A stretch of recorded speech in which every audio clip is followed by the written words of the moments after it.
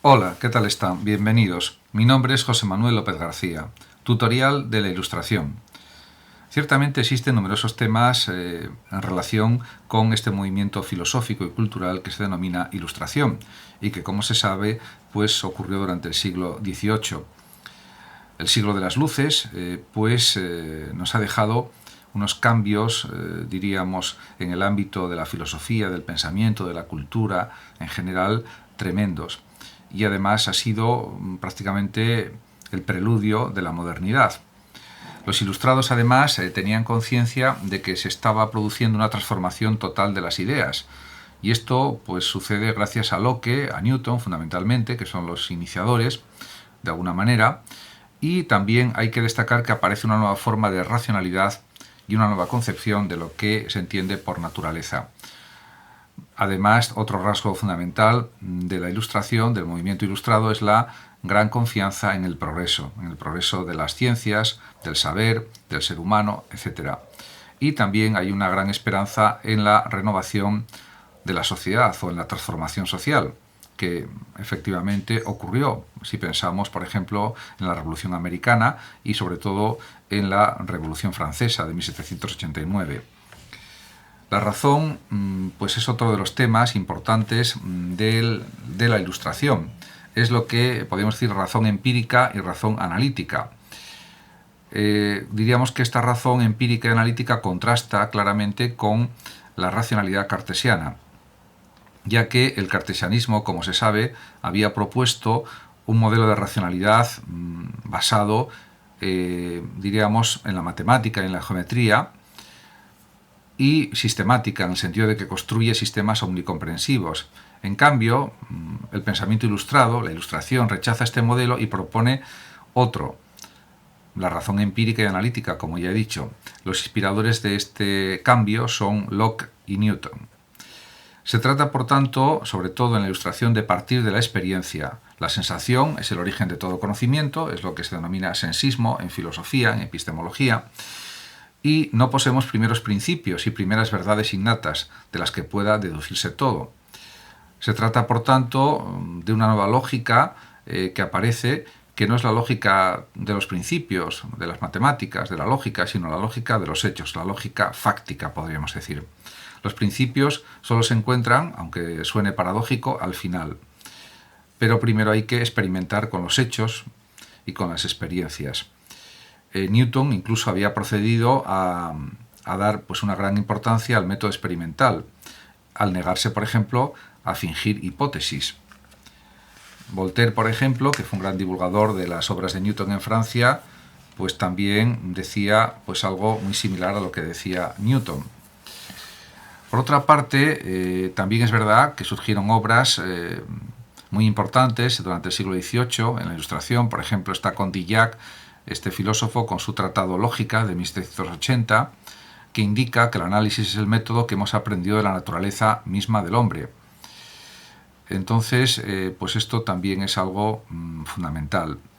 Y además el método analítico se puede aplicar a todos los campos. Condillac, por ejemplo, lo aplica a la psicología, descubriendo la sensación como el último componente de los contenidos psíquicos. Montesquieu aplica este método analítico al estudio de la sociedad y descubre distintas cuestiones, como por ejemplo los tres poderes, el ejecutivo, el legislativo, el judicial, etc. Y también Helvetius, otro pensador de la época, aplica el análisis a la moral, investigando las raíces últimas del comportamiento moral, y también se alude a veces con frecuencia al método genético de Hobbes, diríamos que descubre cómo existe el conocimiento, la sociedad, la actividad moral, etc., desde una perspectiva analítica. La razón crítica, por otra parte, es algo común que emplean prácticamente todos los pensadores ilustrados, y es una característica común a los mismos. Está presente esta actitud crítica en pensadores de la talla de Kant, de Hume, en los filósofos franceses desde Bailey, y culminará, como ya he mencionado, en Kant con sus tres críticas, por ejemplo. Y el análisis es precisamente uno de los instrumentos principales de la crítica, que se ejercita en todos los campos del conocimiento. Además, es algo evidente que la crítica de la propia razón conduce a fijar los límites de la capacidad de conocimiento del hombre. Los racionalistas, por ejemplo, no habían hecho este tipo de crítica a la razón, sino que habían aceptado de una manera dogmática y sin cuestionarla, pues a la razón, al poder ilimitado de la razón, lo habían aceptado sin más. En cambio, los empiristas desvincularán a la razón de todo contenido trascendente, por ejemplo, que serían las ideas innatas, la iluminación divina, etc., reduciendo la razón a su propia naturaleza y a los límites de la experiencia sensible. En este sentido, para todos los ilustrados, la sensación es el límite del conocimiento y la metafísica, si no está en relación con las sensaciones, las impresiones, pues desaparece aparentemente, por lo menos en el sentido exacto que le estamos dando en este momento en relación con el dogmatismo racionalista, que era lo que había sucedido en el siglo anterior. Aunque desde otra perspectiva se puede entender que la metafísica sigue siendo válida, también identificándola como filosofía, nada más. En cuanto a la crítica de la tradición, pues es algo que sucede durante el siglo XVIII de una manera bastante habitual. Por ejemplo, ya que se considera que lo tradicional está lleno de errores y supersticiones, y la crítica se hará sobre todo mediante un estudio histórico de los orígenes de las ideas recibidas. Se pueden señalar a filósofos como Bayle, Voltaire, etc. Y esta crítica, por supuesto, no se limita a la crítica de ideas, que es lo más habitual, sino también se emprende contra instituciones como la Iglesia, la religión, la sociedad, el Estado, la educación, el derecho, pues la nobleza, etc. En cuanto a la razón autónoma, que es lo que predomina en este siglo de las luces, pues es la única guía del hombre, porque se libera de toda tutela exterior, de toda autoridad, especialmente de la religión, y es la razón la que juzga sobre el valor de todas las cosas, incluidas también la religión. Surge, por ejemplo, el deísmo. Y en cuanto a la naturaleza, pues la ciencia ilustrada en general proclama la autonomía del mundo respecto a Dios, del mismo modo que había proclamado la autonomía de la razón también. Aunque no todos los filósofos siguieron por esta vía, ya que Voltaire, por ejemplo, es newtoniano y deísta. Por lo tanto, pues con algunas variaciones, sí parece claro que hay una nueva concepción de la naturaleza. En cuanto a más rasgos de lo que podemos entender por ilustración, pues existen más. Por ejemplo, está el denominado materialismo.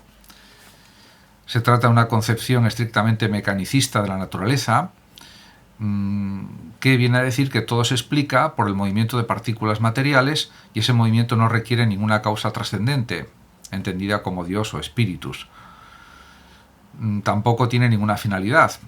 Se debe, por tanto, el surgimiento del universo a causas de tipo físico, choques, atracciones regidas por leyes necesarias, y el fundador principal de este materialismo en Francia es Lamétrie, con su obra El hombre máquina de 1748, quien se inspira más en Descartes que en Newton, curiosamente. Pero probablemente la exposición más completa del materialismo es la de Holbach en su obra Sistema de la naturaleza de 1770.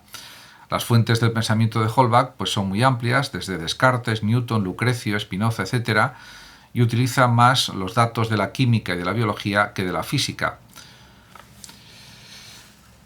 Por tanto, se puede decir que desde el materialismo todos los tipos de movimientos son físicos y mecánicos. Sin embargo, cuando todavía nos es imposible explicarlos mecánicamente, los llamamos orgánicos. Y cuando no es posible percibir el movimiento mismo, los llamamos espirituales. Pero esto, según los pensadores materialistas, no es sino un modo de hablar. En consecuencia, desde el materialismo de Holbach y también de Lamétrie y de otros, se niega la inmortalidad y espiritualidad del alma. También se niega la existencia de Dios y, pues en el caso de Holbach, esto es muy evidente porque en la segunda parte del sistema de Holbach, de la naturaleza, pues hay una defensa y demostración del ateísmo. De todas maneras, este materialismo filosófico tiene también una intención ética y social. La naturaleza debe ser la única guía del ser humano. La religión para los materialistas es enemiga de la naturaleza, a la que sustituye por Dios, ya que ha introducido la superstición y la violencia. Sin duda, podemos observar que aquí, en estos planteamientos materialistas, también resurge el pensamiento de Lucrecio, que estaba basado en el atomismo también, y por supuesto está inspirado en el epicureísmo, además. En definitiva, podemos observar los grandes cambios que sufre la cosmovisión del mundo, el pensamiento filosófico, la ciencia, etc., durante el siglo de la Ilustración, durante el siglo XVIII, que, insisto, también reafirma la idea del progreso de una manera continua y de una manera muy clara. Muchas gracias a todos por su atención. Saludos como siempre a los oyentes de Radio Sofando de México, y por último decir que los que lo deseen pueden compartir este vídeo en sus redes sociales, darle like o suscribirse a mi canal de YouTube. Hasta siempre.